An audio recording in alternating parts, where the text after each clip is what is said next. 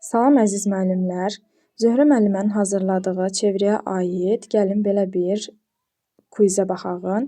Burada ASB bucağı alfa verilir və bilirik ki, daxilə çəkilmiş bucaq söykəndiyi qövsün yarısına bərabərdir. Yəni alfa bucağı AB qövsünün yarısına bərabərdir.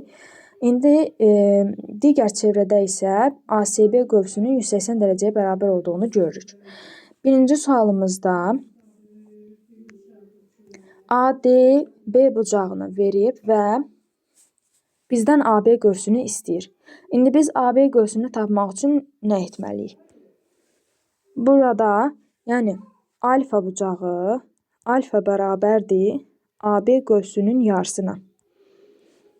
Alfanı verib 32 dərəcə, 32 dərəcə bərabərdir AB qövsünün yarısına.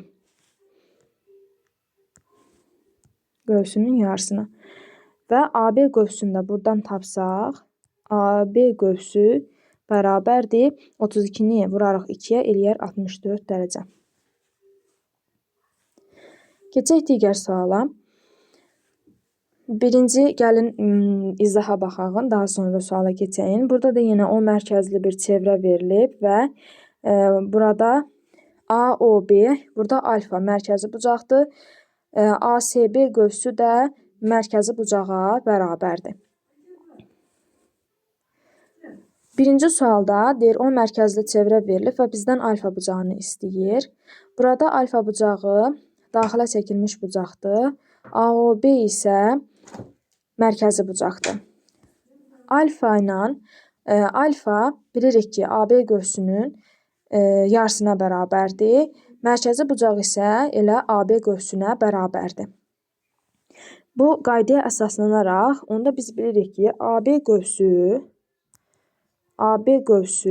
100 dərəcəyə bərabərdir. Və ADB bucağını tapsaq, bucaq ADB-ni tapsaq, onda neyniyərik? AB qövsünün yarısına bərabər götürərik. Yəni AB qövsünün yarısı 100-ün yarısı o da eləyər 50. İndi isə belə bir qaydamıza baxaq. Burada da bilirik ki, alfa bucağı demək ADB qövsünün yarısına bərabərdir. İndi aşağıdakı suala baxsaq, burada biz ASB-ni bizə 40 dərəcə verir. Onda biz bilirik ki, burada bucaq C 40 dərəcədirsə, baxın bu qövs 40-ın 2 qatına bərabərdir. Olur 80 dərəcə. İndi bu alfa bucağını tapanda bilirik ki, alfa bucağı da AB qövsünün yarısına bərabərdir. Yəni 80-in yarısı eləyər 40 dərəcə.